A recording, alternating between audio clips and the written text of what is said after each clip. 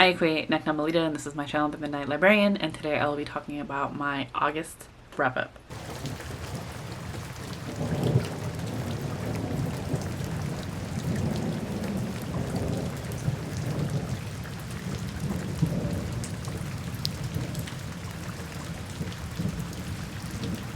August is busy, in all honesty, and this wrap-up is going to come out late. I'm filming it on September 1st, but there is a full moon readathon vlog part 2 that I still need to get out and haven't even started on, so that's going to be a time. I didn't think I read as much as I actually did this month, and I'm really kind of happy about it. So I participated in the full moon readathon hosted by Jen from Jen Agaton.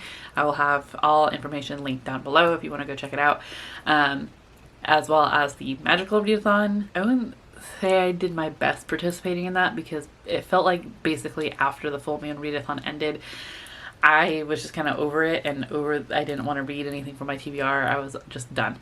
So it feels like basically since the middle of August, I'm just like, reading was not a thing for me. Obviously it was because I read more than I thought. And then of course I think around that same time we were prepping for college to get back into session. I work at a university, so that's always kind of chaos. And then when the college actually starts, that's even more chaos, because of course no one communicates with each other, no one knows how to work with each other, and everyone wants to be the boss of everything. So, and I'm a student this semester, which I think I mentioned in my September TBR, but just in case you missed it, that's going to also affect my reading, I think, for the next couple months, so please bear that in mind and bear with me. All the bears. Let's go ahead and get into the stats of what I read for August. I ended up reading 7 books, which equates to 2,006 pages. I read 3 audiobooks and 4 physical, 1 graphic novel, 5 novels and 1 novella. Genres, I have 1 fantasy, 2 horror, 1 humor, 1 nonfiction, 1 romance, and 1 sci-fi. And then my rating breakdown, I have 0 1 stars, 0 2 stars, 3 3 stars, 1 4 star, 2 4.5 stars, and 1 that's not rated, which gives my average for the month 3.66.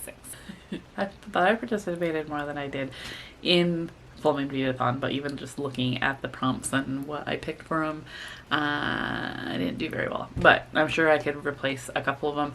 Anyway, let's go ahead and get into the books that I read for the month of August. The first one is going to be Craig DeLuise episode 13. This was an anticipated release for me this year, because this has to do with a ghost hunting reality TV show that is following a paranormal investigation team that's led by a husband and wife team, and basically they hit the jackpot for their 13th episode and managed to get the Paranormal Research Foundation house, which is like essentially a mansion where they did weird experiments in the 1970s. I've not read a Craig Dooley before. I've heard mixed things about Suffer the Children, and I don't know if I'm necessarily interested in that one, but this one really intrigued me. I started this for Summerween, and it took all the rest of July to read it, and I finished it at the beginning of August, so it took me a little bit to remember what went on in here. So that's one thing I will say, is that this was a fun experience as I was reading it, but after, I couldn't tell you if, like, it wasn't that memorable to me as well, though. It was kind of lackluster. So as I was reading it, I had fun highlighting, kind of predicting what was going to happen, like writing down my guesses. I don't typically annotate books, let alone tab them, but this one I had a fun time with. Highlighting like little passages about paranormal investigation that I didn't know about. I actually don't know if it's true or not, but I thought it was interesting. Yeah, it was just ultimately a fun time while I was reading it. I will definitely be keeping this book just because, I mean, it kind of ruined it. I mean, I guess some people like that, like getting annotated books from other readers. But as I was doing this, it's totally out of character for me. So I've had a couple of people go like, you just ruined someone else's experience. Like, you don't reread books, which I don't typically, but there are some times where I do like to. And I think it'd be fun to go back in here at some point and reread and think and see what I thought of before. An interesting read. I think I originally rated it at a 3.0, but I think I'm going to bump it up to a 3.5 because it was ultimately a fun time at the time, even if it was a little lackluster. So, and I just mean that because like there were some scary-ish moments, but nothing that stood out abruptly. Like there was a couple things that were like shock and awe, but it was like a okay, but not so much of like holy shit moment. Basically, that's what I was waiting for, and it never came. So my next book that I ended up reading was from Libro FM's influencer program. So I had a advanced listener copy available to me, which if you ever are interested, I have my affiliate link down in the description down below if you ever want to check them out. Libro FM is an amazing audiobook program or app where it costs $14.99, so the same as Audible. However, it's not supporting Amazon, it is supporting indie bookstores. So not that this is sponsored, I just really enjoy it. So, and basically if you use my affiliate link down below, after a month of you subscribing to them, I get a credit. But from that program, I ended up being able to read Vampires of El Norte, I can't. So this book is by Isabel Cañas, and this is my second book from Isabel Cañas, the first one being The Hacienda that I've read, and I honestly kind of like The Hacienda better than The Vampires of El Norte. This was another anticipated release, as it's basically vampires and vaqueros facing off on the Texas-Mexico border. We are following Nena, who is the daughter of a rancher in 1840s Mexico, and she knows a thing or two about monsters. Her home has been threatened by tensions with Anglo settlers from the north, but something more sinister lurks at the ranch at night, something that drains men of their blood and leaves them for dead, something that Nena was attacked by 9 years ago. We are also following Nestor, who, thinking that Nena was dead, has been on the run from his grief ever since. So, I rated this 2 stars, and that's because based off the synopsis and based off the genres that are listed, it says horror, it says historical fiction, it says vampires, it says fantasy, it says gothic. What it doesn't say is second chance romance, and that's essentially what this is. It's a historical second chance romance, because that's all the second story has really focused on.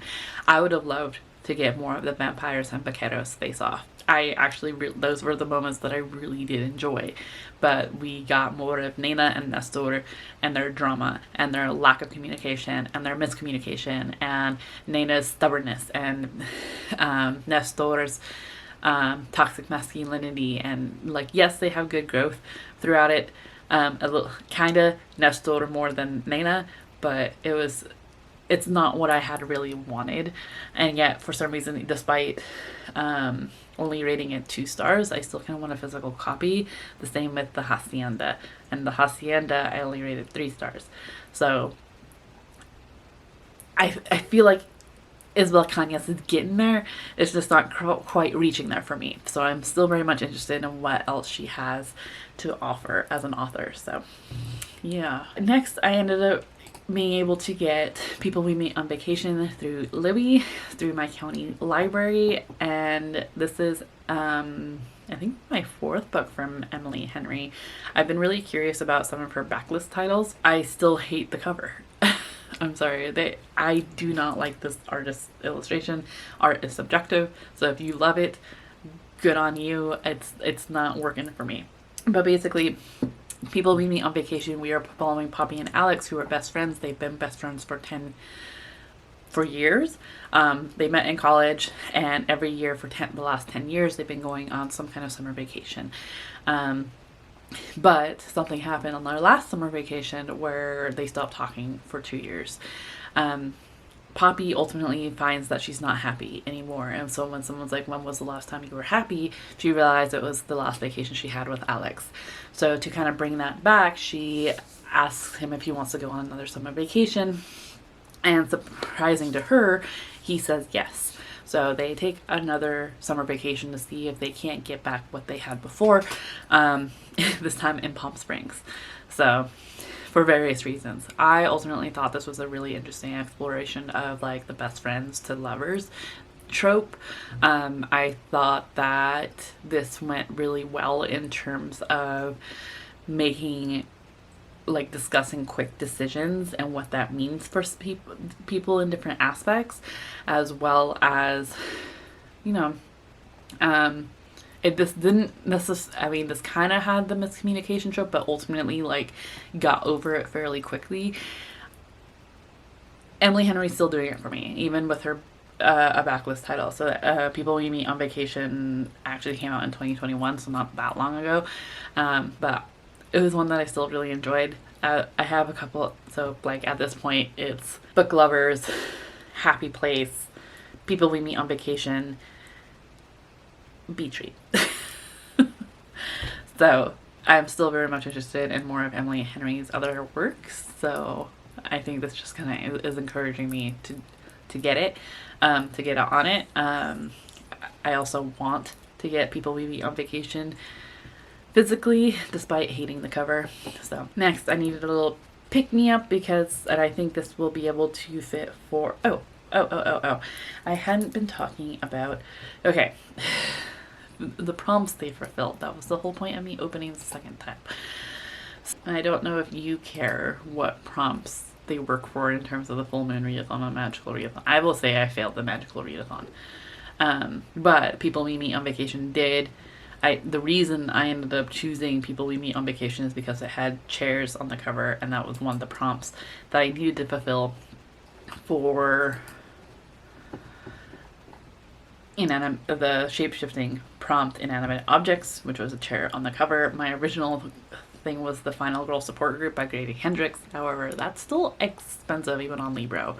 So I have it on hold through Libby, but it still has like 16 weeks of a wait, so that wasn't going to happen. People We Meet on Vacation was available. That's basically all that's worth. Anyway, because I wasn't really fulfilling any of the prompts for either readathon, I needed a little pick-me-up, and I read the Crypted Club by Sarah Anderson. This is the author of Sarah Scribbles as well as Fangs, which I read a couple of years ago. This is basically very much in the similar vein of her regular webcomic series, Sarah Scribbles, in that we're kind of going through like the mundane lives of cryptids. So it's like how a ghost couple ended up meeting each other, basically the cryptids' paranoias, and not paranoias, I guess it's more like self-doubts. It's adorable. It's very much typically a typical Sarah Anderson, and going through kind of exploring just cryptid anxieties. I loved it. I rated this 4.5. I do think some of Sarah Anderson's other works are a little better, but ultimately still really love this. Pink sprayed edges, these little things are glow in the dark. I really love the effort that went into this, but Sarah Scribbles definitely is further up on my list than Crypted Club, but I still very much enjoyed it and do highly recommend, because it follows a lot of her same like mental health, anxiety topics that she does in her regular webcomics. So despite reading that, it didn't fulfill any prompts. The next book that I picked up was A Wizard's Guide to Defensive Baking. What did I do? I know I got this for a specific. So I got this through Libro. And actually it was for the restoration prompt of relocating pain, reading a book in a different location every time you pick it up. I tend to move around a lot when I'm listening to audiobooks, whether it's at work or at home. I have to be doing something. Particularly when at work, it's usually like pulling books, or at home it's doing chores. So I had no doubt that I would be moving around for that. Let's see. So, A Wizard's Guide to Defensive Baking. This is by T. Kingfisher and narrated by Patricia Santomasso. And this is actually like a middle grade. I had heard about it and read the synopsis before I picked it for my TBR and thought it sounded cute. Basically, we are following 14-year-old Mona, who isn't like the wizards in charge of defending the city.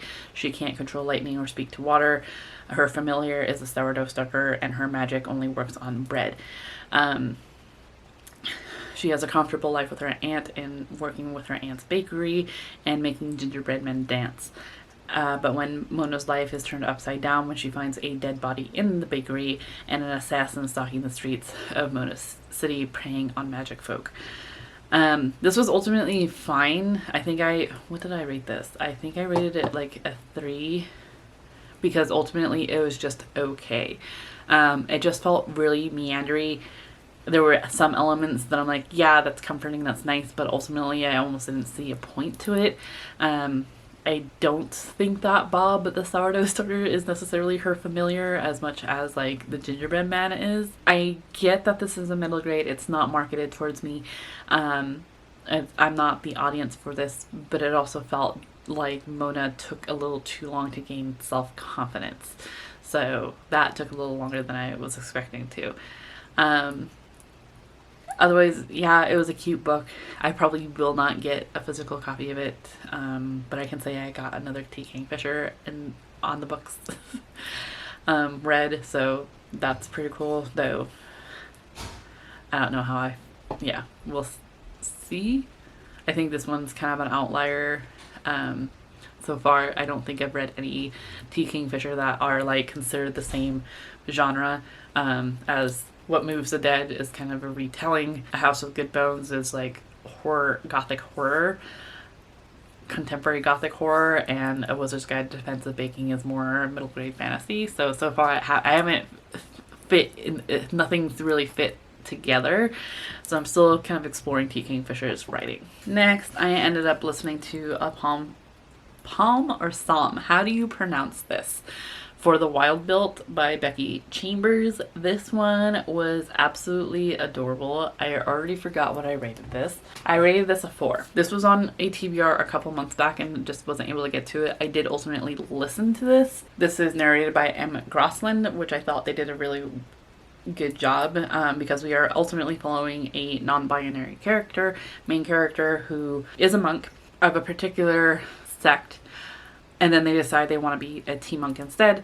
It was really fun. I kind of wish we explored more about how they went into becoming a tea monk and how they grew into that, because they kind of learned as they went, and we see their first interaction with tea and a customer and how it didn't go very well, and then where they ended up going and settling in to be able to learn and experiment with teas and different herbs and everything. And then we get back into them serving customers and how they have a loyal following and how they've know how to interact and work with people as a tea monk now. And I kind of wish we kind of got more of the exploration of them figuring it out. But ultimately, I think their name is Dex. I put this on backwards.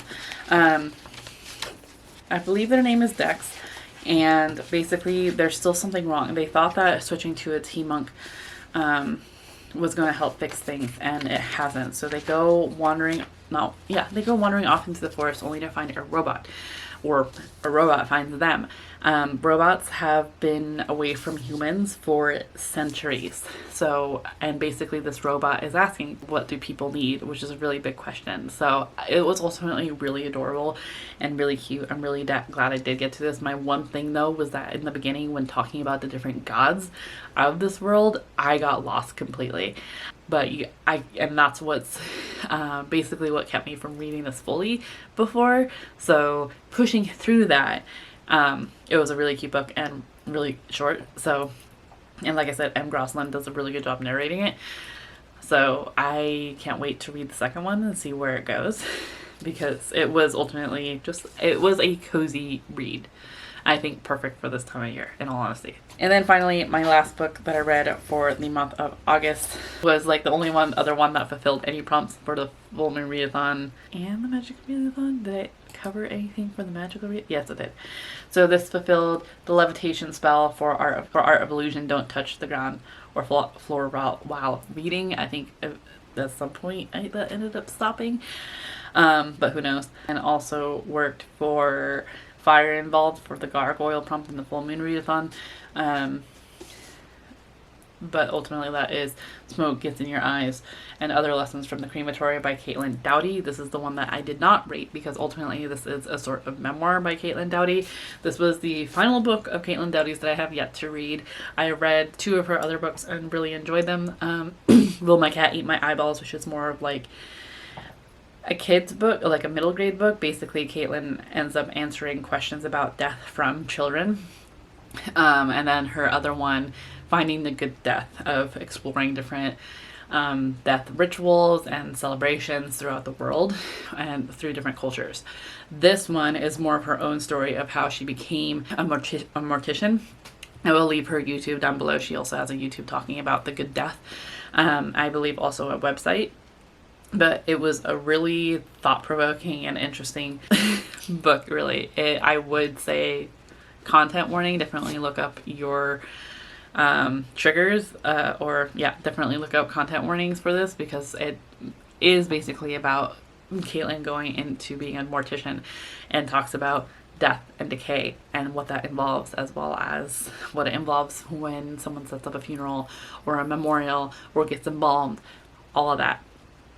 So there is a lot of detail in here when it comes to, and vulnerability when it comes to what happens after death, as well as Caitlin's own vulnerability of her exploring death and how she feels about it. So yeah, I ultimately love this. I don't rate memoirs because it's someone's life, but ultimately I would say that I highly recommend. It's definitely made me think, and I wholeheartedly agree with Caitlin in terms of our society like kind of just pushes death aside so we don't have to think about it, and that way we're not uncomfortable. But ultimately what that does is make us unprepared and allows funeral industries to be able to take advantage of that and charge ridiculous amounts and not be able to practice how we want, or be celebrated in how we want, or not be able to plan for our loved ones how they would have wanted, in a way that best, not only that best works with us financially, but also ecologically, if that makes sense. So I really enjoyed this one. I hope Caitlin ends up doing more books at some time. I've seen her YouTube videos, but I mean, they're usually hit or miss for me, but I do enjoy her writing. But yeah, so those are, that was a pile of books falling. So those are the books that I read for the month of August. If you've read any of them, I would love to hear what you thought down below. If you made it this far, let's go ahead and put a fire emoji. Why not? Because I'm seeing smoke gets in your eyes right here. So otherwise, I hope that your August went well. I hope that your September goes even better, and that you are in the mental mindset to enjoy your reading. I will see you in another video very soon. Chew.